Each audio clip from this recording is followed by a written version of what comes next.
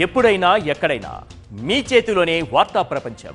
మీ మొబైల్లో, మీ కంప్యూటర్లో, మీ టీవీలో సాక్షి టీవీ డిజిటల్ ప్రసారాల కోసం లాగిన్ అవ్వండి. www.youtube.com/సాక్షి సబ్స్క్రైబ్ సాక్షి టీవీ యూట్యూబ్ ఛానల్.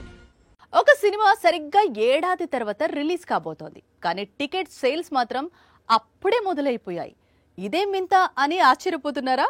ఆ సినిమాకున్న హైప్ అలాంటిది, ఆ డైరెక్టర్కున్న క్రేజ్ అలాంటిది. మరి సరిగ్గా 2 ఏళ్ల క్రితం రిలీజ్ అయ్యే రికార్డులను బ్లాక్ బస్టర్ చేసింది Oppenheimer. Star director Christopher Nolan direct చేసిన ఈ సినిమా ఏకంగా 13 ఆస్కర్ అవార్డులకు నామినేట్ అయింది. 7 పురస్కారాలు గెలుచుకుంది.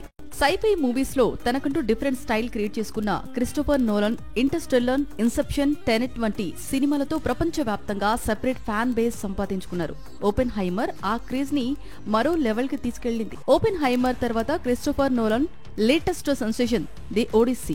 Mat Damon, Tom Holland main roles చేస్తున్న ఈ సినిమా వచ్చే ఏడాది జూలై 17న రిలీజ్ అవుతుంది.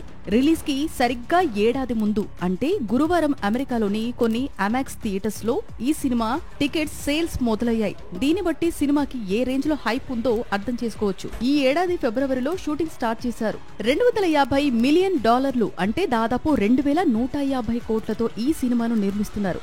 నోలన్ కెరీర్ లోనే హైయెస్ట్ బడ్జెట్ ఇది. అలాగే పూర్తిగా అమాక్స్ కెమెరాతో షూట్ అవుతున్న ఫస్ట్ కమర్షియల్ మూవీ కూడా ఇదే.